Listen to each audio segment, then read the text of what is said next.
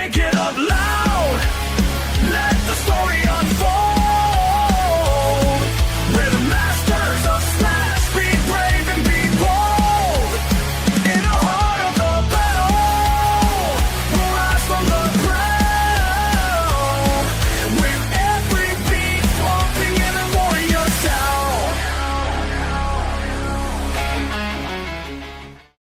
Hello and What's welcome to the Smash Masters podcast, where we talk about collision repair, PDR, everything in between. I'm Stefan Eschi. That's Nick Treece, and we have another great show for you tonight. How was your week? How was pretty your week, good. Nick? It's pretty good. I've been on the slower trend, but that's good for me. I really enjoy that part, just kind of relaxing, hanging out, and just getting a break off a good heavy grind that I've been on. But it's been good. That's good. What good. about you? I'm still grinding, man. I have not stopped working yet. I can't believe I'm still busy. It's cold. It's sub-freezing temperatures now. Hey, Josh. Aiden, how you doing, man? Going on? It's encouraging because I've been told that this PDR work really dies off in the winter, and I'm getting less calls, but I still have like 8 appointments booked right now. Right. So I can't complain, and it makes me feel much more mentally ready for this coming year. The term dying off, slowing down just depends on the person. If you have a high value dollar amount you want to achieve, you're typically gonna need to not have to slow down so much. But I don't know. I enjoy it. It just is what it is. I'm taking it as it comes. I would love. Actually, I was looking forward for it to slow down when it got cold. I am busy. That's good. Nothing wrong with that. I can't complain. MTE's coming up. Yep, it's coming up. Not too long. So I figured we do our due diligence, and guys, reasons to go to MTE. It's a great networking event. I mean, I'm only 2 years into PDR, and I have a large number of people in the industry I respect, and their phone numbers in my phone now, and I can call them anytime I need some help or advice or anything like that. It's all because I went to MTE and had a great time while I did it. I got to put my hands on all the tools, see what they really felt like in case I wanted to order them later on during the year. A lot of times the pictures don't really do that much justice. I mean, you can't really tell the details on pictures most of the time. Yeah, for sure. I just got to say, Aiden says he left the body shop and he's in a 3-month PDR training camp. And after, he's going to chase Hill. Man. Hell yeah, Aiden. That's awesome. That's some dedication right there. Very cool. Yeah, looking forward to seeing where that goes. Yeah, for sure. Speaking of MTE, John Vidine announced the second ever Dreamy Awards. Seen that. Something that you and I both participated in last year. Actually, I got my t-shirt hanging right there from last year. It's what he's doing is you can make your own video for social media. They have to feature a Dent Reaper product somehow. And every video you post to any platform is an entry. If you submit them to him, is an entry into his contest. And he's giving away like thousands of dollars worth of tools this year. Like the grand prize is his stand, which retails at $3,500. The part stand. And he's giving away push tools, UFOs, Kratos. Guys, just make a stupid video and put it in there. It sounds like it's a random draw thing. So even if your video is not any good, you could still win that Reaper stand. That's what it sounds like. Sounds like it. That's pretty cool. I mean, Kratos tools. I mean, there's lots of good stuff in there to get. I don't know that there's any Dent Reaper tools that you couldn't have and not be of good use. I mean, they're all good. Yeah, I can't think of any that I don't like. That's for sure. Right. I mean, there's some that I haven't tried yet. You know what I want to try are the UFOs. For some reason, I have those in my head. I want to try those. Just see what happens, huh? Yeah, we'll see what happens. Got one more thing. We got our Kiko K-Power giveaway going on our Facebook and Instagram. So make sure to head over there and enter those giveaways. We'll remind you again next week. We're picking the winner the Monday before the Christmas holiday. Right. And I know you mentioned it, but do you want to go with the merch and extra giveaways? All right. So if you purchase merch from the Smash Masters merch website, you heard it here. Every piece of merch you purchase from our website gives you another entry in the giveaway. So right. I mean, there you why go. not? Right? Why not? Yeah. I mean, you got a good chance of winning already. Might as well go ahead and double it. Right, or a triple, or a quadruple. Hey, you know, whatever you feel like doing. The hoodies are really comfortable. Right. I have to say, it's getting cold. Get yourself a Smash Masters hoodie. Why not? All right, that's all I got. Yeah, for sure. Let's get into the show. All right, we got a great show for you guys tonight. Maybe you saw we have Thad Treece coming on, and we already had Thad Treece on, but this is his father. Right. So it's not deja vu. It's just a new show. Let's bring him on out here. Thanks for joining us. Hey, thanks for having me. Good afternoon. Good evening. Good to be here. Yeah. So I have to start with a little story of how I actually got confused finding both Thad's accounts. So your son, Thad, his Instagram handle is Dent Proof. Your Instagram handle is Dent Proof Redding. So I thought this was one company, and it's not. Yours isn't Dent Proof, it's Dent Pro of Redding. Yeah. So man, did that Proof. Yeah. Dent Proof Redding is my Dent Proof. Well, Dent Pro of Redding at hotmail.com. That's my email address. Okay. And TJ and I, TJ is what we call Thad Jr. TJ. Everybody else calls him Thad, but we call him TJ. He and I are actually got another little deal that we're working on, and we were trying to come up with a name. And because of the nature of what this deal is, I thought Dent Proof would be the perfect name for it. And then when he started his own PDR business, he just ran with the Dent Proof. So, not only do you have Thad Treece on both of them, but you've got Dent Proof Redding. So you can see the confusion there for sure. So it was a kind of a play on words thing. It was definitely a play on words. Yeah. Awesome. Right. Awesome. Yeah. Well, good. It hit right where it was, because I was looking at those names going, what's going on? Anyway, glad you settled that for us, because and Thad's popping in the comments. Before we go too far, Jesse, you asked about if you can get people involved. You can anybody can enter the giveaway. Anybody. Yeah, that's definitely a big thing. Speaking of Thad, have you ever used a K-Power?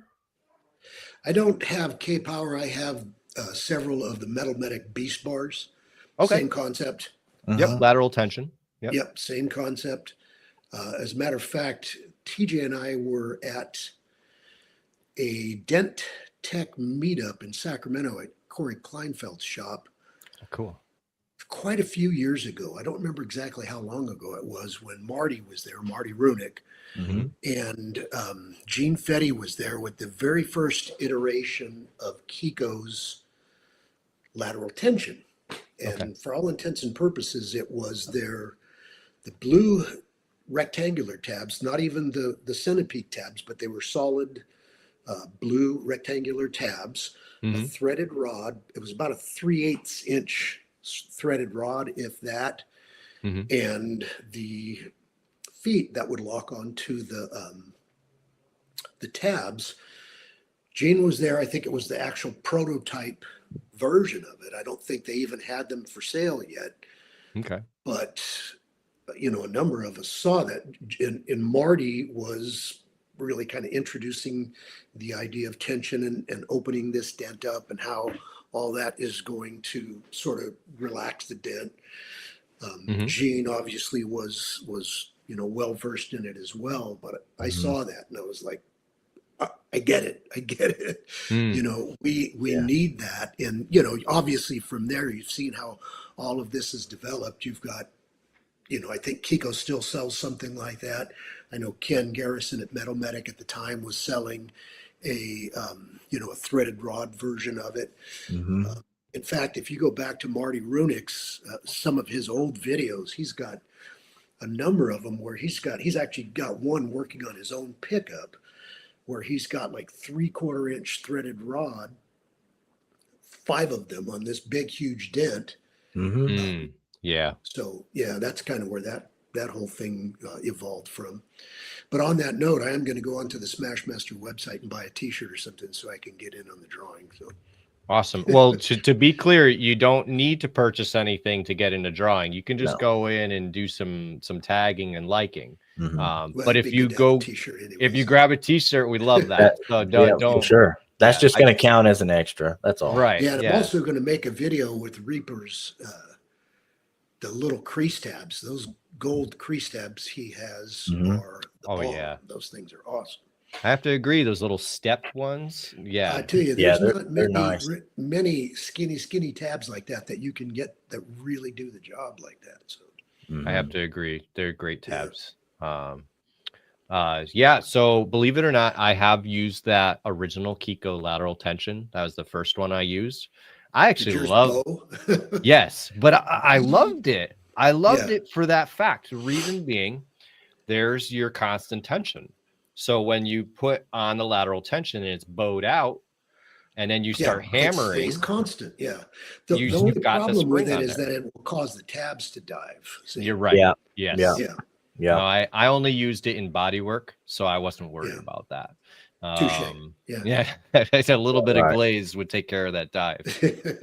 But yeah, it was I liked it, and I liked it better than the thicker rod version that came out slightly after. Mhm. But the K Power, hands down, my favorite lateral tension tool. Yeah.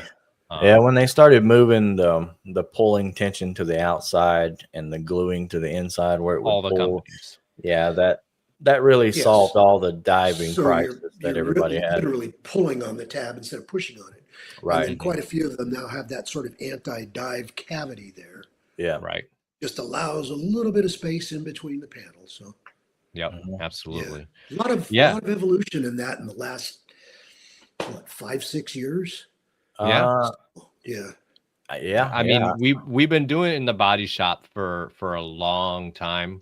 Porta power. Yeah, Mhm. porta power. Even I've just seen guys take either welding the tack and pull plates on laterally and pulling them, Yep. or even slapping some filler on that tack and pull plate and just slapping it on the panel. Oh, now there's an It idea. works a lot like glue, honestly. Yeah.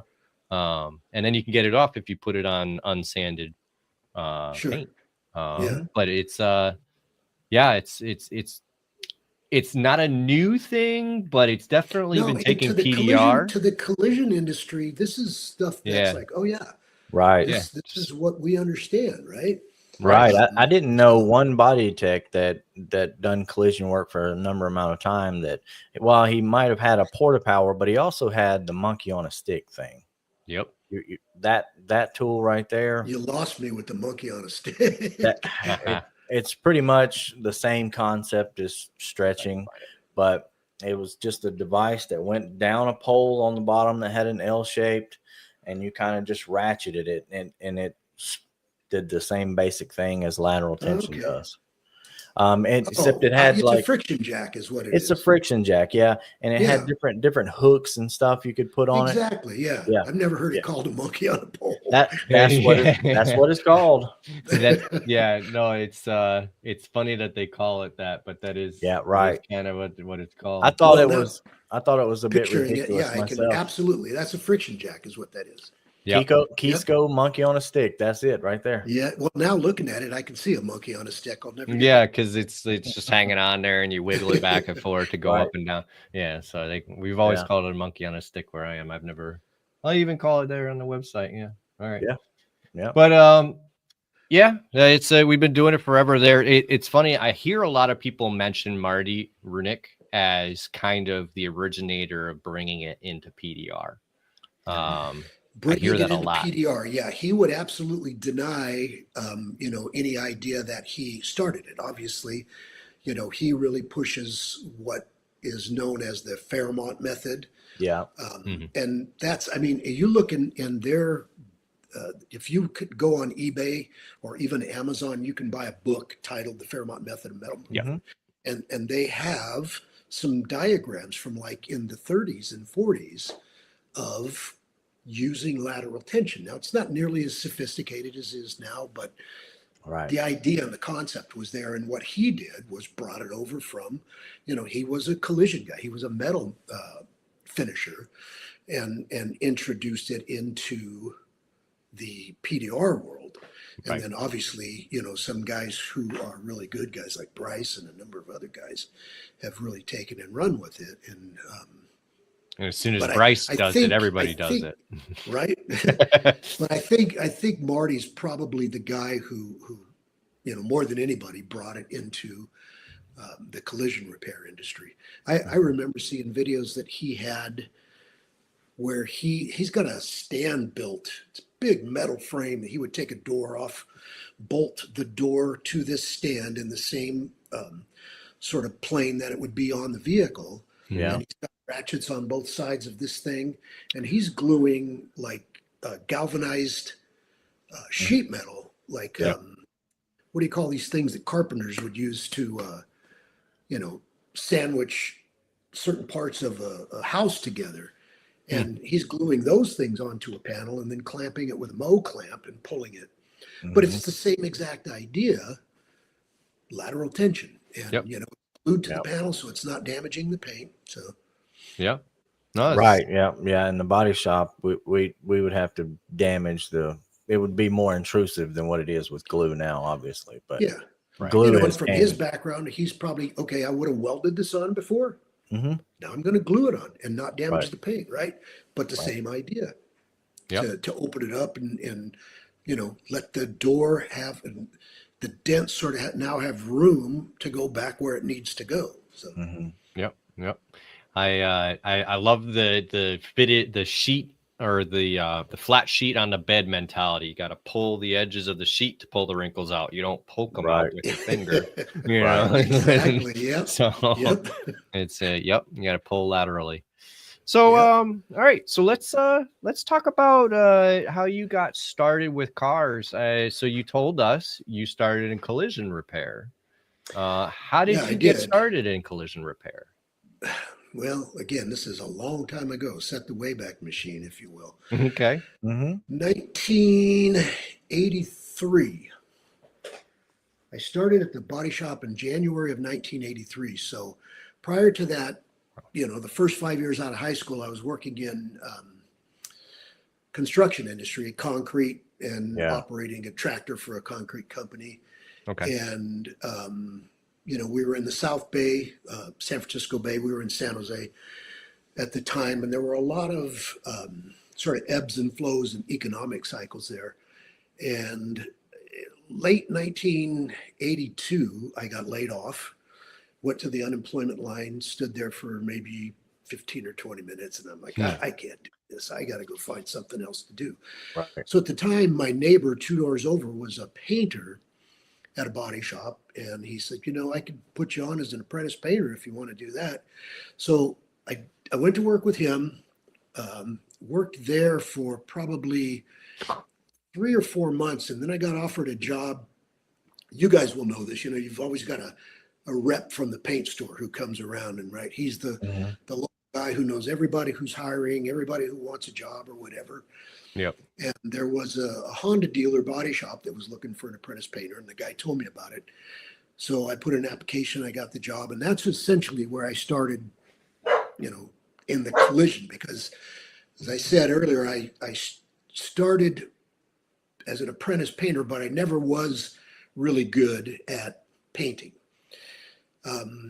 Started doing combination work, doing both small dents, small repairs, and then prepping it for paint. But when I started doing that, I really felt like I had a niche for, or a knack for metalwork. Right. And, Right. you know, from there, just really took off with the metal and collision side of it. And that was without a doubt. I had more of a knack for that than I ever did for painting. Right. And so I was there for 10 years. So how of that 10 years, how much of it was paint? How much of it was metal? Oh, not even a year paint. Not even a year. Okay. Went straight away with it. I started as I spent the several months at the other body shop. And then I started at the Honda dealer, you know, as a painter's apprentice. And I don't know exactly, but early on started doing small repairs and then taking it in paint, Right. And it was a growing shop. So, you know, spot opened up for metalwork. I just moved into that. Okay. And you pretty much just described my story a little bit right there. So, yeah. I was kind of wondering about that, but yeah. So then fast forward to probably about I left there in 1993 to come up here. So probably what was the standard procedure? What was the standard for body work? Was it drilling holes back then and welding them up? When I started, there there were still guys drilling a 1/8 inch hole with that little hook, you know, pulling dents out.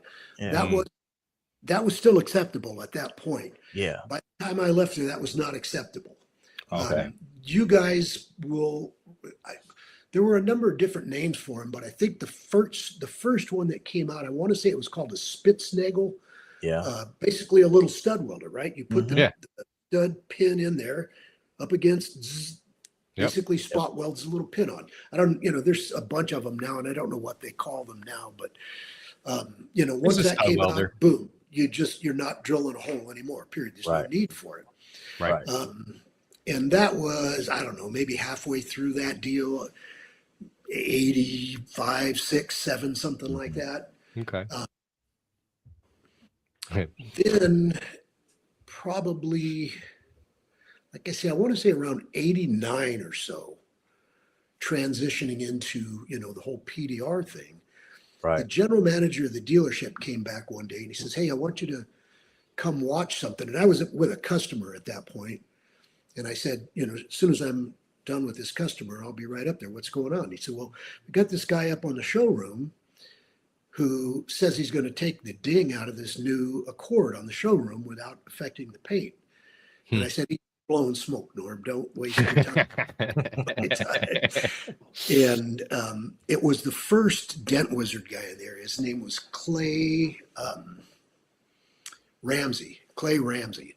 Okay. And I went up to the showroom because obviously Norm's my boss. He signs my paycheck. So he tells me to go, I'm going to go. Yeah. And I went up there like this, right? Body guy fashion. Right. Yeah. 10 minutes in, I'm like, what? And it blew my mind sitting there watching this kid. It wasn't big. I mean, it was a ding like this, but I'd never seen that before. Right above the door handle on a black Honda Accord on the showroom. Yep. And I was just, my first reaction was fear. Like, these guys are going to put us out of business, right? Right. So first thing I did, I went back to the body shop and got a screwdriver and started prying on a fender. And all I can say is it's a good thing that we were replacing that fender. Right. I chewed it up pretty good. But needless to say, you know, I started, now you got a guy coming in, let's say with a, you know, a Honda Accord, and it's got a 1-inch ding in the middle of the door. And even back then, you know, in the late 80s, something like that in a traditional repair was going to be $350, $400. And then you get a customer that says, well, I'll get back to you. But you could see on your face, on their face, you're never going to see them again. Right. Yeah. And I started wondering, I wonder if, because I should back up, the Dent Wizard guy, because of the success on that Honda Accord, you know what he was doing? He was doing a demo so he could get in there and start doing Okay. used cars. So he was on the dealership on a regular basis, and I would see him. So one of these deals with the small ding, and the look on the customer's face, I thought, I'm never going to see this guy again. I thought, if you're willing to try something a little different, we might have a little different way to go on something like this. And at the time, I think Clay was charging like $75 for a dent like that. Okay. So I tell the customer, mark it up 25%, and we could try this. It might not be 100% perfect, but it's going to save you several $100s. Are you willing to try that? Yeah. So we started using Dent Wizard in the body shop there to do kind of things and retain the customer instead of the customer going off somewhere else trying to find it cheaper. Maybe they use paintless dent repair somewhere, or they do it for $50, $100 cheaper, and we never see that guy again. Now we've got that customer as still our customer. We made him happy. We've saved him some money. Yeah. And that's kind of where I got sort of hooked on the idea, at least, if you will, of paintless dent repair and the value of it. Sure. So it's so where did it go from there? Was there a training aspect, or was it all just trial and error? So again, this is probably late 80s, 88, 89. I'm not sure exactly when Wizard started. I do remember Clay hired another kid named Tom Anderson, who wound up becoming friends with, real nice guy. He wound up actually buying a Dent Pro franchise and moving up to Washington and doing that for a while. But there was a point at which Clay kind of started getting a little cherry picking, if you will.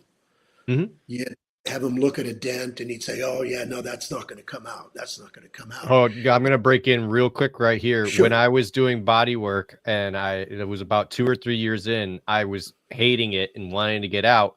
And a PDR guy came, looked at my dent and said, nope, can't do it, and walked away. And I said, man, it must be nice to have a job where you could just say no. Right. But go ahead. You can't. And this is where I'm going with this. Okay. There was 2 or 3 times where Clay said no. Tom Anderson said no at one point. And I think, honestly, Tom thought he couldn't do it. I think Clay was just being lazy. Because he had sort of a reputation for that. Tom didn't. Tom was a real good guy. But this would have been 1991. Roger Scala and Gary Kleinfeld had just started Dent Pro of San Jose. I don't know if you know Corey Kleinfeld. Gary was Corey's father. Okay.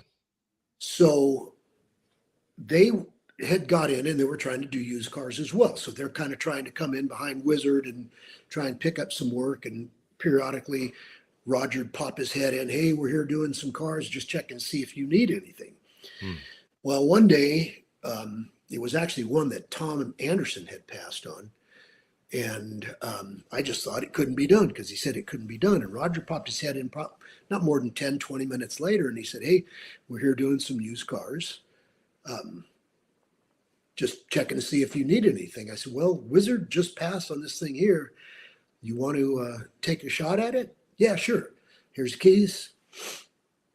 He pulled it back around maybe, I don't know, that's a long time ago. That's 35 years ago. Right, but right. An hour later, Okay. and the dent's gone. And that's all I knew. Like, okay, this guy just made my life easier, right? Right. So now Roger didn't tell me this until probably about 4 years. I'll tell you when he told me it, when Gary passed away 2 years ago. So maybe 3 years ago in October. And I was talking to Roger and he told me at that point, he goes, never told you this, but we were bricks because of that. We didn't know if we could fix it, but we got an opportunity. Gary fixed it.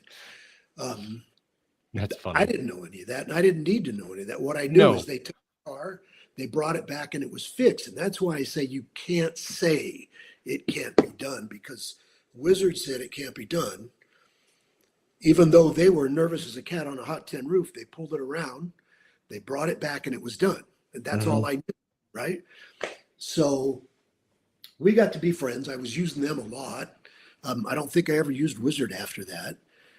And Okay. at the shop, we were using Dent Pro a lot. Fast forward 1992, early winter, November, December.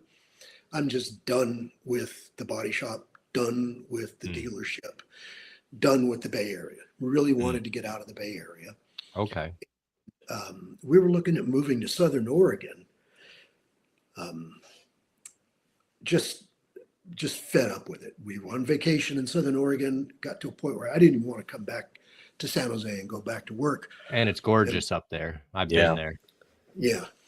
And, my wife and I were talking about moving, and if we're going to do it, we really probably should do it before the kids get too old and get in high school and it's harder for them. Mm-hmm. So we got back down to San Jose, and this is going to be just before Christmas, 1992. I'm walking across the lot and I see Roger standing next to his Dent Pro truck. And I was like, I wonder. So I went over and I talked to Roger and I said, hey, does Dent Pro have anybody up in Southern Oregon?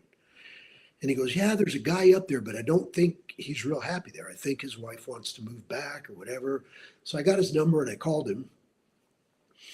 Got to talking about buying that area, and we went up and met with him actually on New Year's Eve. Would have been 92, next day 93, right? Right. And he actually says, I don't want to sell the Medford area. I want to sell, it's that lake to the east of Medford. I would know. Yeah, that's what happens when you get 66 years old. No worries. Whatever the town, it's not a big town. And I don't really want to go there. So we left and we're driving home kind of dejected and bummed out and stopped to get something to eat in Reading. And it's like, what about Reading? It's halfway between. And I should point out, my wife's mother lived in just east of Medford. Okay. The rest of our family lived in the Bay Area. So it's halfway between both. Oh. So I got home, called the Dent Pro franchisor that night. And I said, hey, what about Reading? And, we'd love to have somebody there. So forward fast, we put the house on the market. I signed the contract on January 31st. I didn't leave my job at the dealership until March 31st because I think that's when I had my 10 years and became 100% vested in all the profit sharing and 401k and all that. Okay. Started training with Dent Pro. Actually, I take it back. I took a 2-week vacation and I started 2 weeks worth of training while I was still employed at the dealership. Yeah. Went back, put in my 2 weeks notice, and then April 1st went back to training and finished the training. We had 8 weeks back then. That's 8 weeks. So we had 8 weeks of training. And then when we moved to Reading in May 15th, 1993, and they sent the franchisor's father, actually, who was just an incredible salesman, and another one of the techs up with us to help us get in the door of a lot of dealerships, open the doors, and kind of, make sure that we didn't get dents that we as rookies couldn't quite fix. They were real helpful there. May of 1993. So that's when we started officially Dent Pro of Reading. Okay. Myself and my brother-in-law. So as you're learning PDR, was there anything specific, a hurdle that you had to cross or something, some kind of light switch moment that you remember? Well, as I said earlier, in the training component, early on in the training, and it was probably within the first 2 weeks, because of my prior collision background and sort of the way that it was trained into us in the collision industry about how to get metal to flow and relax and move. I had this thing in my head that I already understand all this part. You just have to show me how to read a light and see my tip. And I didn't. You know, it was a Right. mistake. I really, I hit a wall big time at that point. And that's when I went back for the 2 extra weeks at the dealership. I said, when I go back, I've got to just put anything that I think I know out of my head, listen to what this trainer is telling me. Mhm. And that really opened up, you know, it just kind of from there to a certain point. Then you get to, it just seemed like, you know, another 2 weeks, I hit another wall. Right. And, you know, you kind of just keep pushing. I can't even remember what that wall was Okay. at that point. That's 32 years ago. And then, you know, the next wall maybe came a month. A lot of it, I think, for me was just being able, because back then we didn't use lights. Right. Believe it or not. Right. We So what did you used- have? Reflection boards. No, it was before No. that. I'm almost Okay. embarrassed to say. PVC pipe. Base of it was a big steel wheel that came off of an irrigation Yeah. channel, the things that they would turn Yep. to Yep. raise an irrigation ditch door up. Hmm. And they kind of had fabricated a thing that would allow a 2-inch, or excuse me, a 2 1/4-inch PVC. Yep. And then you had a 2-inch Schedule 40 PVC pipe that slid down in it. So we had like a 5-foot tall white PVC pole. Hmm. And then on the top, it had a 45. So if you were working on a rail or a roof, that you could put another piece that would go like this. And that's what we were using. So you know, the sun's reflecting off the PVC pipe. That was tough for me to read. Hmm. I'm sure. It didn't really give you a shadow. It kind of gave you a sharp edge. And so starting a dent back then, you weren't really able to see directly into the middle of it and have that sort of soft fade like you have now. Hmm. And I don't know, we used those for, I don't know, 2, 3, 4 years. Oh, And wow. then at one of the, in fact, you know who introduced this? Tom Anderson, the guy who was from the Wizard, Okay. introduced us to the, because he stayed with Wizard for several years. It wasn't until 3 or 4 years on that he got involved with Dent Pro. But his dad used to make all the stands, the bases for them. Mhm. And so he introduced us to the PVC or the, what was that material? The sheet. I don't think it was Lexon. Maybe it was Delrin, but the sheet, you know, board.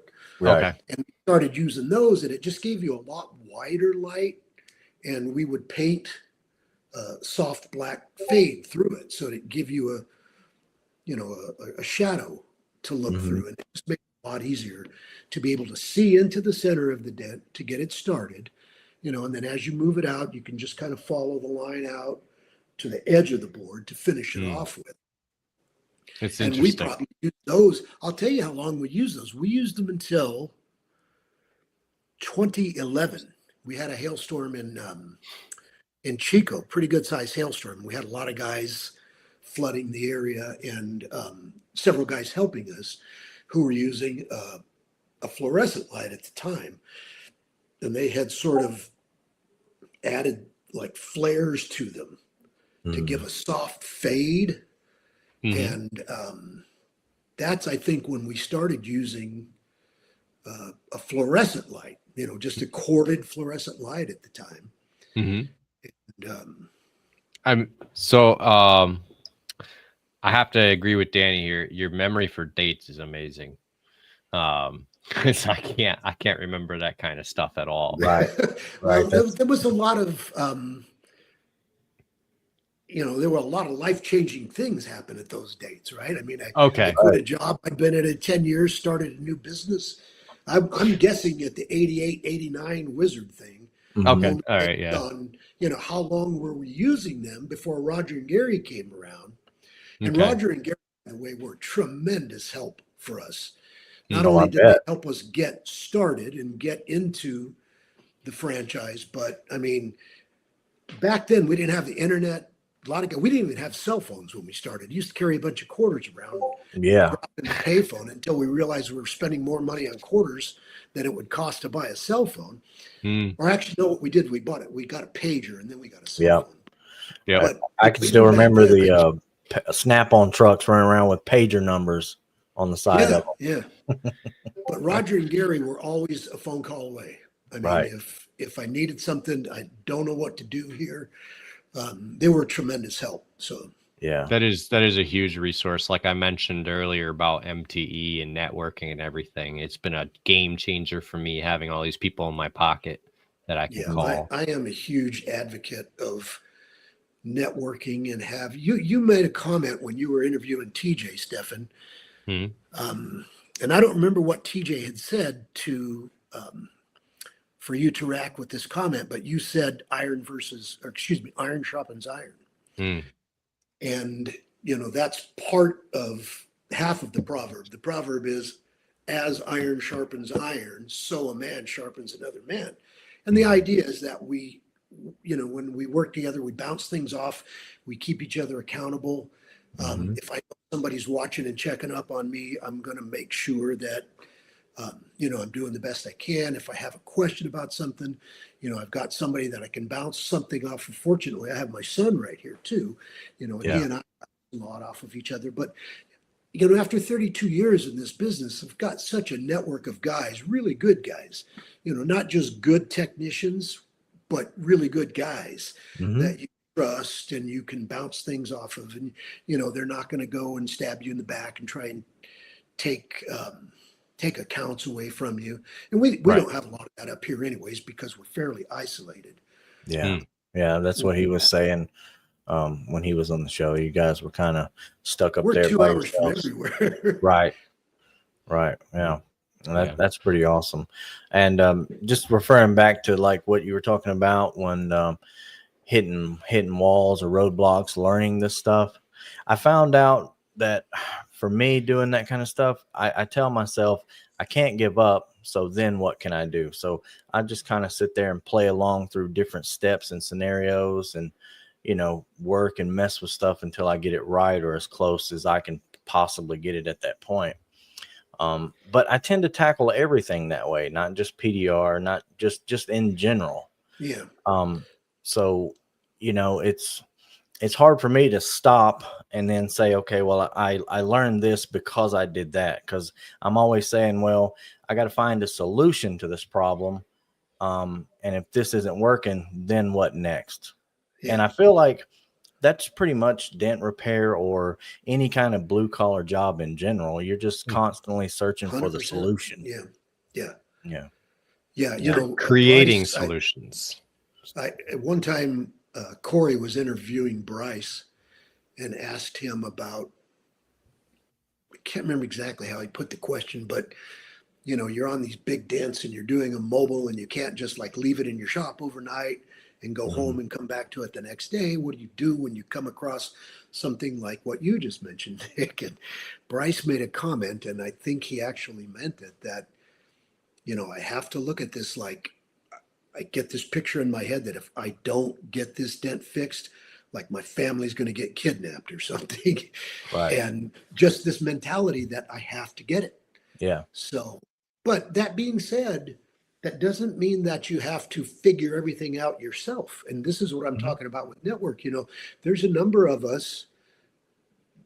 I'll shoot a video to somebody, or somebody will shoot a video to me, and you know, I'm kind of stuck right here. What do you think? How would you go about this? And Mm. uh, it, it's invaluable, honestly, Mhm. to have sort of, you know, those guys that you can turn to. Hmm. And like I said, fortunately for me, my son and I are half a mile apart. So, Right. um, That's great. That's a yeah, great resource right there. For those that don't have their son a half a mile apart or their father, yeah, I would say that, I mean, networking and getting numbers and phone calling with people is great. There is a great group that I've utilized on Facebook called Real PDR Beginners Help on oh, I've Facebook. not seen that one. Okay. It's kind of a smaller, but the guys that are in that group giving advice are the guys I would be calling. You know, Yeah. so if Mhm. you just one post to that group and bam, bam, bam, bam, bam, bam, 15 pieces of advice, 3 phone calls, 2 texts, you know, just from Yeah. one video, and Yeah. That's great. Yeah, and I mean, the internet, the stuff that's out there, we didn't have that when I started, and that's why Right. I said, a phone call to Roger or Gary or one of the other guys, that's where it was for us. But with the internet and all the videos and stuff that's out there now, and I have no idea how many PDR guys there are in the United States. I don't have a clue. Yeah, But me either, really. obviously there's got to be thousands, right? there are. Prior to the internet, I used to think there were hundreds. Right. But There might have been at that point. I yeah, mean, there might have been. it Well, I was, think it's a niche thing. Wizard has always been putting a lot of guys out there, chasing hail. That's true. And that business has a tendency to kind of burn some guys up. It's real easy to look at that and think, I can go out there and make a ton of money. It's hard work. Yeah, definitely. Definitely is. There's a lot of guys who stick with it for a long time and make a good living at it, but a lot of guys get burned out. And so there's this cycle of, or a lot of them get burned out on chasing hail and being away from home all the time and then decide, I'm going to go open up a store or start doing it in my own town. So, but my point is that, if you've got those guys or some sort of means where you can reach out to guys that, and not necessarily even have to be more experienced, but just maybe have a different take on what you're seeing. So Right. Fresh eyes kind of thing. exactly. Yeah. Danny said, bring back the phone call. Spelling is hard, and bring back PVC at the dent competitions for MTE. Oh, that would add an element to the dent competition. Yeah, I don't know no how lights. Right. how many guys are still around that would even remember that PVC, but Sal would win. Yeah. I see Sal doing it a lot. Sal trained on the PVC. Yeah. He trained. I think he came on probably 6 months after I did. So he trained on the exact same PVC, and I think he still uses it sometimes. I still see him post pictures of the PVC. Yeah. So it's I mean, that's his thing, the natural reflection. So that's what he preaches, which is amazing. But yeah, it's intense stuff.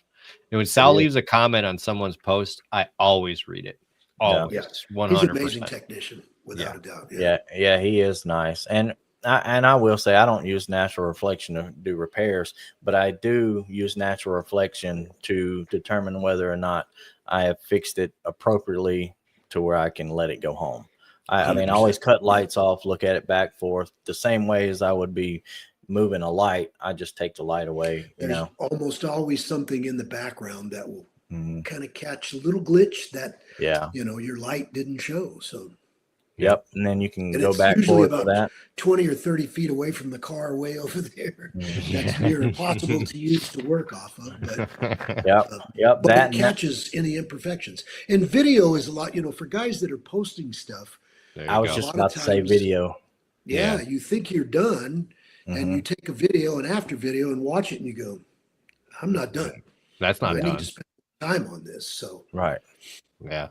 That's it's really handy. I mean, we have the stereoscopic vision of two eyes that kind of blurs things together. Yeah. So that single focus point from the camera can really reveal some stuff.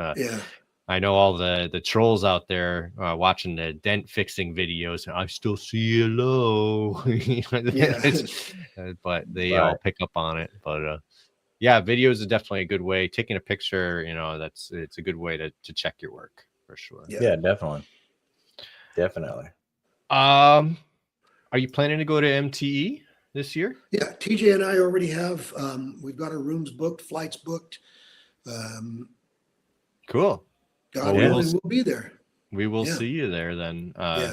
As long as nothing happens on our end either. But I'm looking forward to it. This is my third year, our third year. Yep. Our first time. Our first time going to this hotel, the Rosen Shingle Creek. I don't even know if I'm saying it right. I say all the hotel name wrongs. Looks like a nice place. It does. People say that they really like it in comparison to where we were the last couple of years. So let's I'm excited for the change in venue. I'm excited just to see everyone. Yeah. The first time for me and him both there. So it'd be kind of like a brand new experience. I know a lot of the guys that's been there before. It's like the old place, but you know, looking forward to it. I would expect, or at least wouldn't be surprised to run into a lot of old faces. Remember the first time that we went to the PDR Expo in Vegas.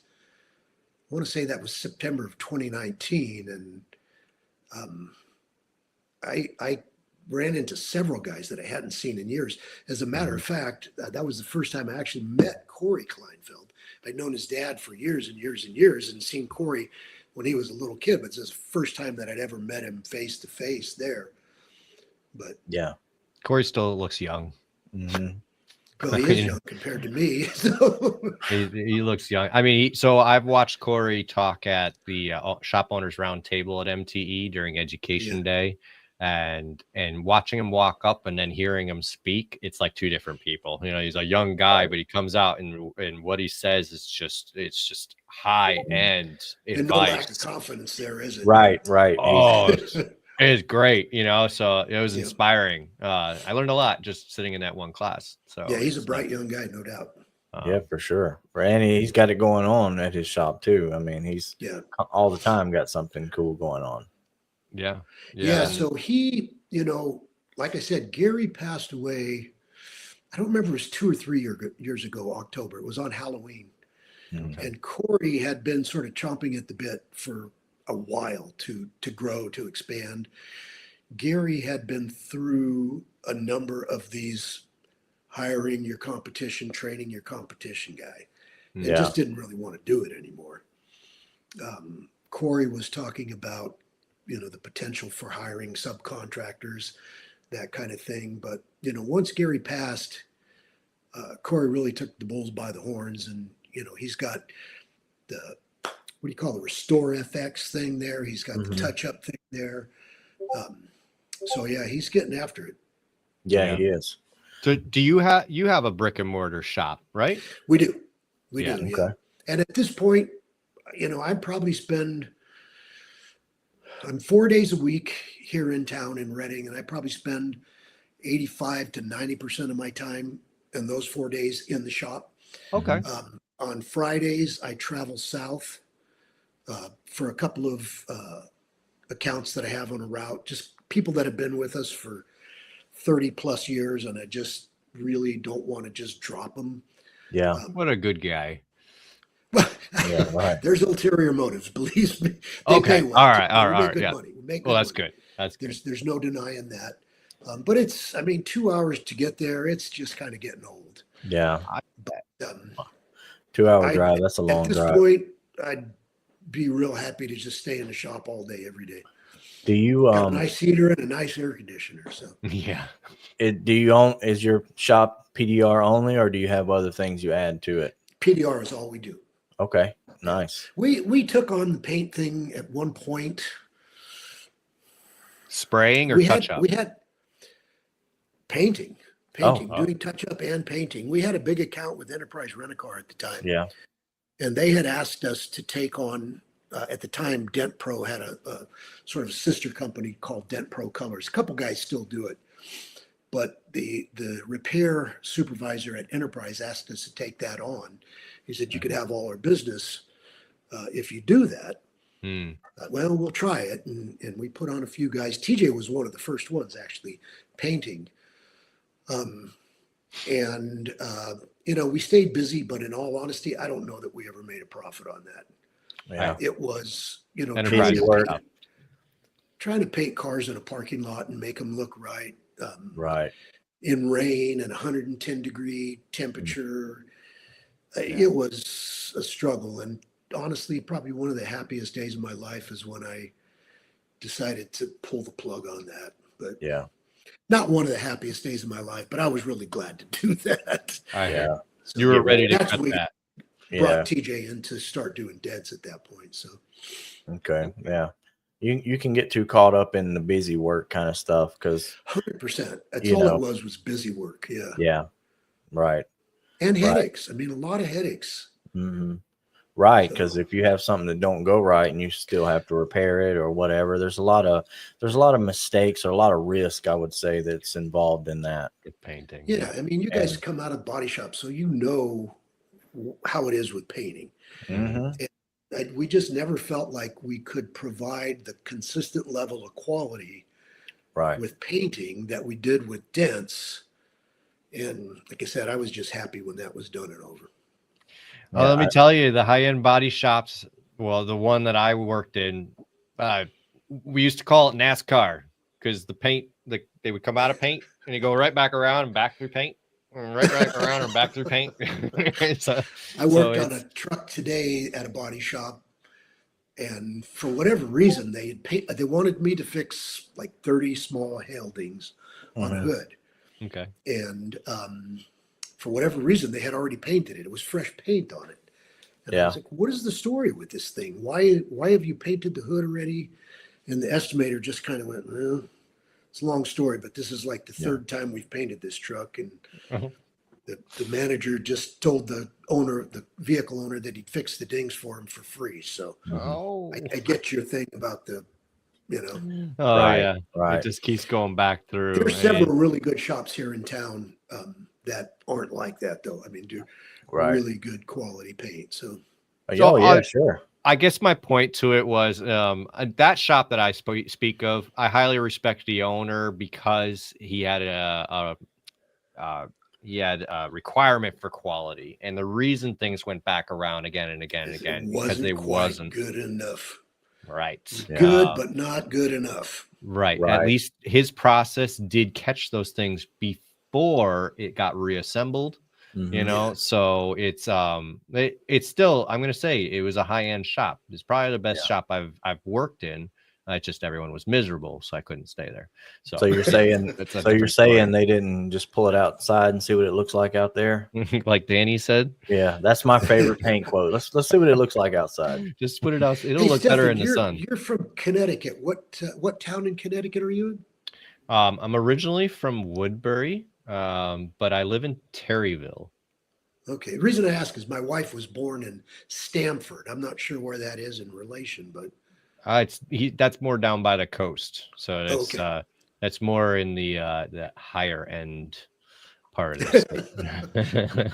The Um, hoity-toity, right? Yeah. I'm down there a lot doing dents, Okay. so down by the coast. But I'm pretty sure if I'm not getting it mixed up with another town. I don't know all the towns, but I I know know it is near the coast. I don't really know a yeah. lot about the area, but Yeah, it's Connecticut's small. What's nice about that is that people call me, they ask me what my area it is. I say Connecticut, so I mean, there's some areas of Connecticut where I get calls and I'm like, yeah, call this other guy. I ain't coming out to yeah. you for $150 ding, Yeah, but right. if you got a big one, I'll drive, I'll go Yeah. to you, so it's Mhm.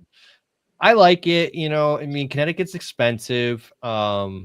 But the climate's not so bad. We have the least amount of weather events, least amount of poisonous animals, like stupid things I think about, but my family is not too far, not as important as the poisonous animal thing, but but it's still important. But it's I like it up here. No hail. That's my main complaint.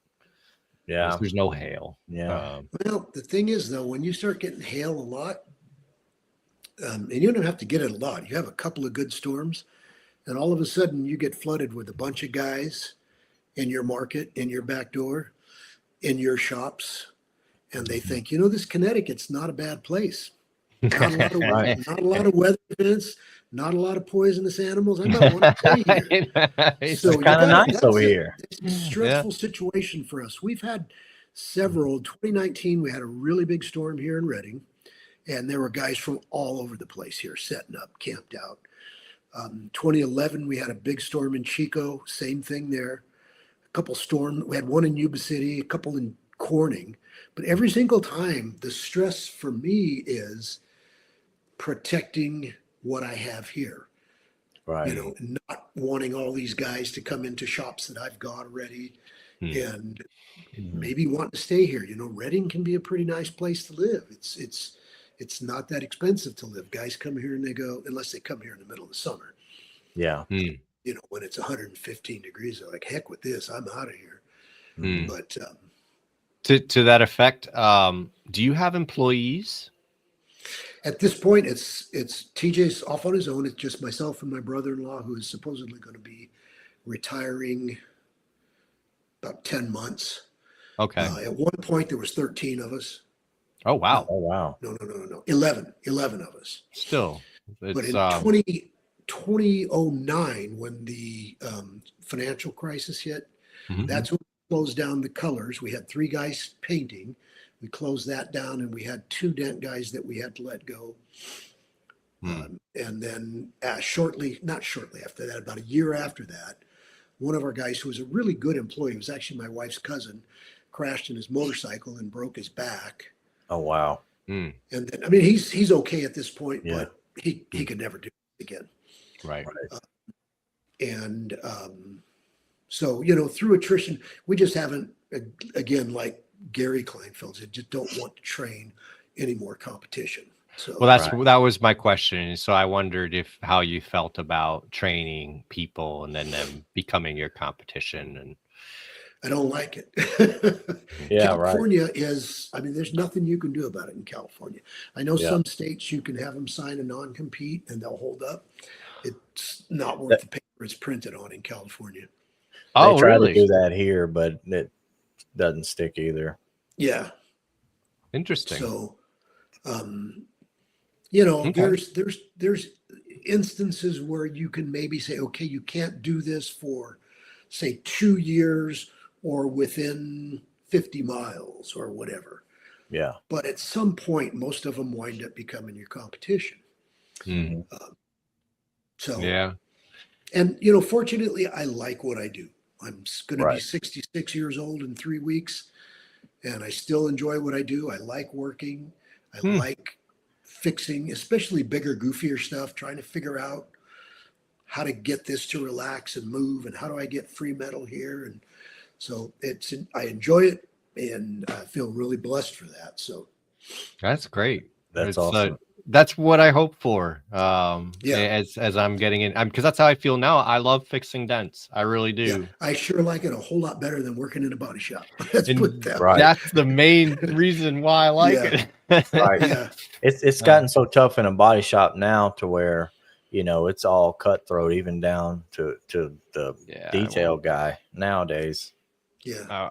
I won't get into all that. It's even without it, you know, bodywork dust is bad for you. Paint fumes are bad for you. So Yeah. it's good to not do that your entire life if you can. Yeah. But yeah, it's known and it's one interesting living though. I'll tell you that much. I've met a lot of interesting guys in the body You shops. do meet some interesting guys in a body shop. Yeah. Yeah, you really do. I've met some really good dudes and some that were like, I don't know how you made it this far, but Yeah, you know what? I think a lot of it has to do too with the owners. We have one specific body shop here. The owners are just fantastic people, and they, you know, from them down, the whole shop is just quality people. They've had, you know, everybody there, a lot of longevity. Not everybody there is perfect, obviously, but right. you know, it's just, I've said this a number of times, and I've told them if I ever had to go back to work in a body shop, and I hope I never do, but if I did, that's probably the only place that I would consider going back into a body shop. But I hear you. I think I have my one place picked out that if I had to go back, if you had to, right? Would the first place I'd walk into being with my head down. Right. If I know the place I would go into, and I would gladly go back as an electrician and repair anything that needed done. So, you know, I'm not really mad about it, you know. But I love it. Yeah. On that note, Thad, thanks for coming on. It really it's been a blast. I appreciate it. Yeah. I appreciate it. It went by so fast too. I mean, really did. You had some How great long has it been? stories. It's already been an hour. Fast. Yeah, right. It always goes by quick. Nah, you're a great guest. We really appreciate it. Thanks a lot. I appreciate you having me on. It's good getting to know you. thanks for giving us all TJ, as you call him, too. Yeah. That was a lot of fun having him on the show. Great technician and an awesome young man. Yeah, I'm real yeah, proud for of him. sure. We for really sure. enjoyed it, and for guys hanging out with us and stuff in the comments, man, we appreciate you guys too, hanging out, interacting, and making this thing fly I by. totally as fast ignored as all it the did. comments. TJ told me not to get distracted by them. So It's easily you can do it pretty easy, and we have gotten off topics quite a few times in the past because of comments, but that it is fun nonetheless. It is fun to see everybody hang out. I like them coming in. Dad says, "Nice job, senior." I saw that comment. But yeah. So yeah. Don't go anywhere. Hey, I am going Go ahead. to I'll message you guys on Instagram. I want to get both your phone numbers too, because again, if this, as I was saying before, question you want to call or vice versa. Absolutely. I've been 32 years in PDR and another 10 in the body shop. So yeah, I'll take it. It's absolutely another name in my pocket and another friend. Yeah, absolutely. Yeah. Yeah, we can't wait to see you guys at MTE. Yeah, make sure to track you guys down. Yeah. Yeah, absolutely. We'll be Are there. you gonna have a booth there or what? No booth, but we will be doing YouTube videos here and there for you are new topics and stuff. Yeah, that's really the only thing we're going to be doing. So yep. During that time, and we'll be at all the parties and everything too. So we'll have a beer together. Oh yeah, there's parties every evening. He said it's your first time, both of you going to MTE. To MTE, yeah, I've been to PDR Expo, which I mean that's easy to get to for us on long weekend, but never MTE, and so. Well, I'm looking forward to it. Danny, Kiko hasn't asked us to appear in the Kiko booth yet, so that's why we don't have a booth. So, just kidding. But no, if it's your first year, I haven't been to PDR Expo, but I think you're going to be quite not overwhelmed, but it's just everybody says it's on another level. Yeah, it's like everybody says PDR Expo, except way bigger. So whatever. Right. I haven't been to the PDR Expo in Vegas, so whatever that is, it's just a lot bigger. Yep. So the PDR in Vegas, I've seen some guys from Mexico. I did see one guy from Japan, but most of them, North America. Yeah. United States. The way all the videos I've seen of MTE, there's everybody in the world. So everybody. This is the big one. I mean, there are a few shows over in Europe that look to be kind of competing and getting bigger every year, but MTE is still the biggest recon show in the world. So this is kind of like the PDR SEMA world, if you know what SEMA is about. Gotcha. It's what that is pretty much. Yeah, absolutely. Well, don't go anywhere. We're going to put you in the back room, and we'll say our goodbyes after we finish the live. Thanks a lot, guys. Yeah, thanks for coming on. Appreciate you guys out there. Yep. Yeah. Have a great week. We'll see you next week. So crank it up loud.